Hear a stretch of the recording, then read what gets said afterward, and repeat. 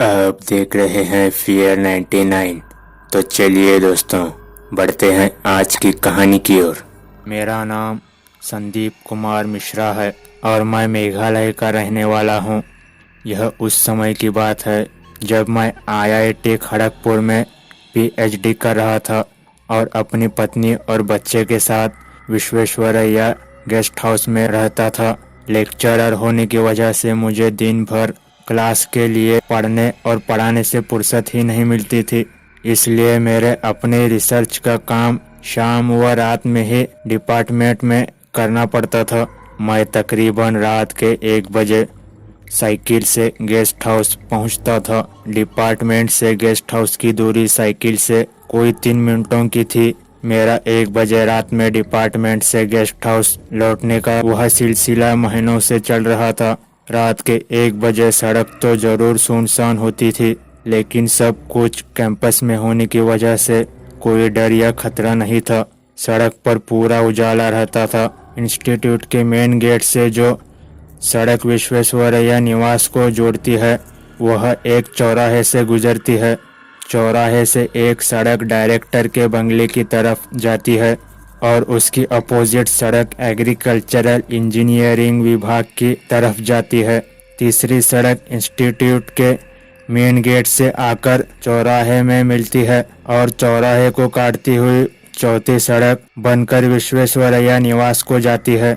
विश्वेश्वरैया निवास उस चौराहे से 1 मिनट का रास्ता है साइकिल से। तो यह उस रात की बात है जब मैं डिपार्टमेंट से लौट रहा था। जैसे ही मैंने चौराहा पार किया कि एक मजबूत हाथ मेरे साइकिल के हैंडल के बीच से पकड़ लिया। मुझे ऐसा लगा लोग गए आज काम से, और बाएं पैर को रौंप कर मैं साइकिल की सीट से उतरकर एक पैर पर खड़ा हो गया, जबकि मेरी दाईं टांग साइकिल के टॉप ट्यूब के सहारे लटकती रही। उसी वक्त मैंने एक आवाज़ सुनी जो मेरे सामने से आ रही थी।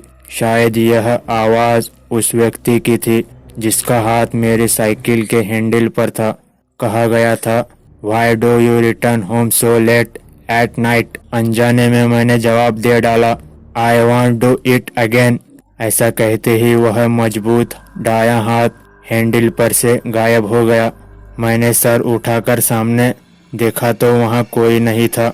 चारों सड़कें सुनसान थी और मैं अकेला ही साइकिल थामे बाएं पैर पर खड़ा था।